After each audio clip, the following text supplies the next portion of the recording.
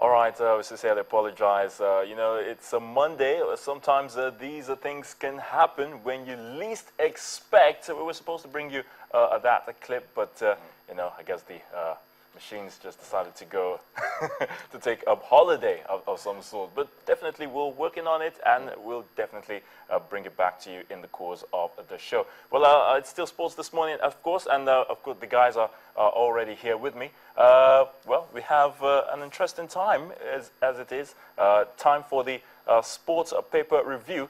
And I guess we can now introduce our guest who is with us in the studios, talking about Ben Alaiya, who is the sports editor of Sports Day newspaper. So, Ben, you're welcome.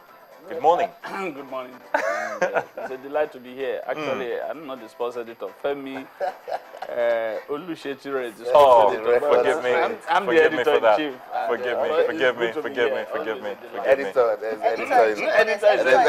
is an editor. All right then. All right then. you around.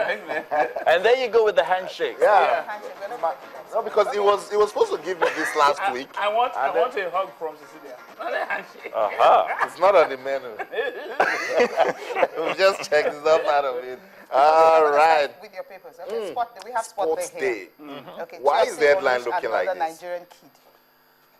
Well, it's the start of the EPL, the English Premier League, as they say, and as always, the Sports Day newspaper, we would like to highlight the exploits of Nigerian players much more than what other players do, and that's why you see Chelsea unleashing another Nigerian kid on the on the 18 squad, specific. Okay. Again? On the 18 squad, yeah, but is that? He is under 18 players, but I mean, it's interesting that he's there, and very soon, like we are having here in Manchester City, we are having a lot of. You saw what Obonna did against Arsenal yesterday, and so it's amazing. If we have, unfortunately, Obonna had played, I think, for Italy, so it's difficult to see how he can play for the Super Eagles. Those are the type of things that we'd like to highlight in Sports Day. Interesting, and it was also a good weekend for Nigerian players. We see Anthony Uja with Werder Bremen. There's also Dion Igalo and Akpom. A lot of them are scoring, and that's for us. That is a beacon of hope that with the new regime headed by Sunday Olise coming on board, we hope and wish and pray that the Super Eagles will be better. Pray. Because I like that. I have been with the team, with the Super Eagles, and I know that it is not just how you see it. It is much a whole more lot difficult. How do you see it? Not how we see it. How do you guys see it, particularly when you were media officer of the Super Eagles? As media officer, it's a lot more difficult. I see it from close range. I think I can coach a team now if you ask me, because I worked so closely with Stephen Okechukwu-Keshi that I see a lot of things that happen behind the scene and that you cannot say to the media. But it's an interesting job, and I hope that Tony Bitoye takes it from there, because it's tough being the media officer of the national team. A lot of the players come with egos. A lot of them come with some psychological, you know, it's difficult dealing with these players, because if you are coming as a journalist, Austin, or Cecilia, or my brother over there, these players are millionaires. Some of them are already billionaires, so they come with a swagger. That's the word, swagger. So managing them is a little bit difficult. At times we hold press conferences that I want to bring every player to the table, and some of the players simply say, I won't come out. And I quarrel and I fight. And Big Boss say, can you just hold it?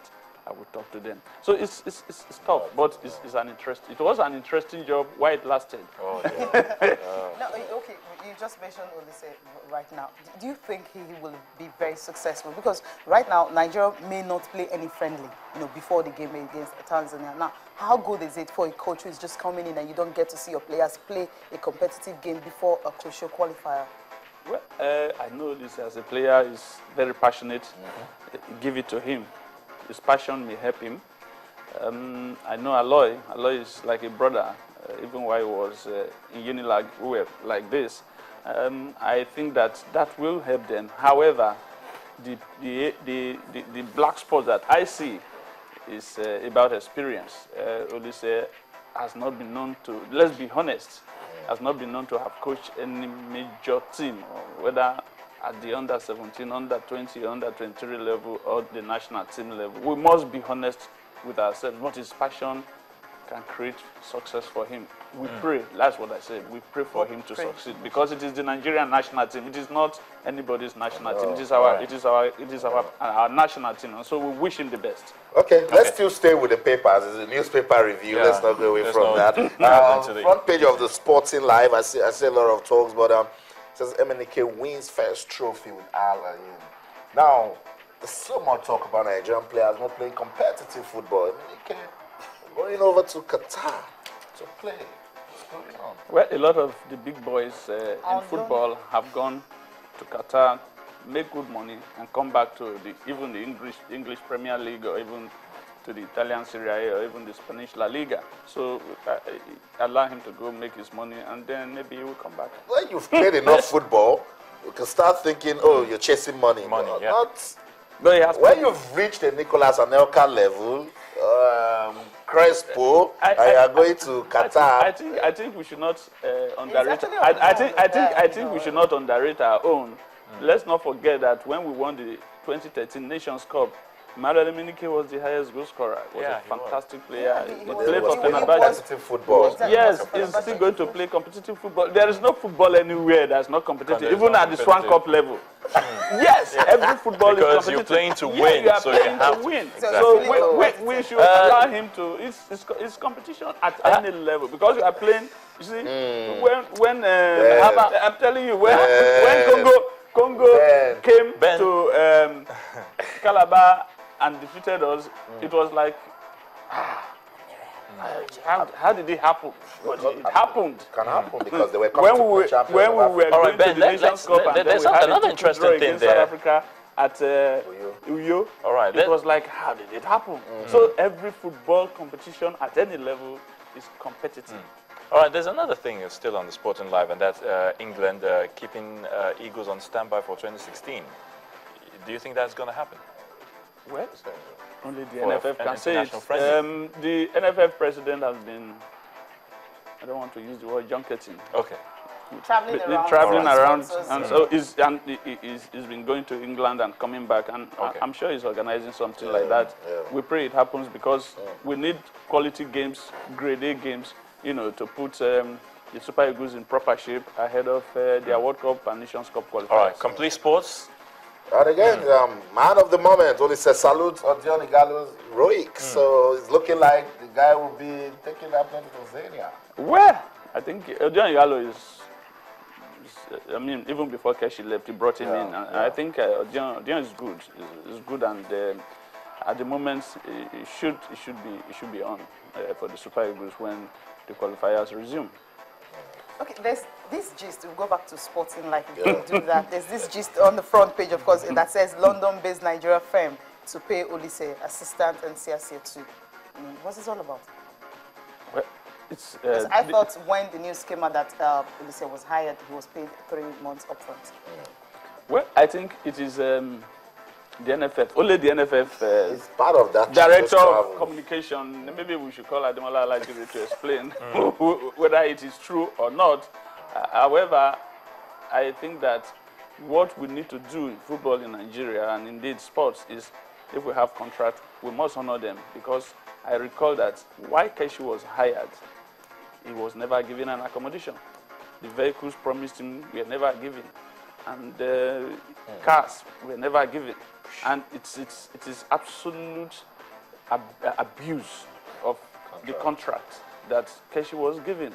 And I think that I'm pleading and hoping that this one that they have signed with, because the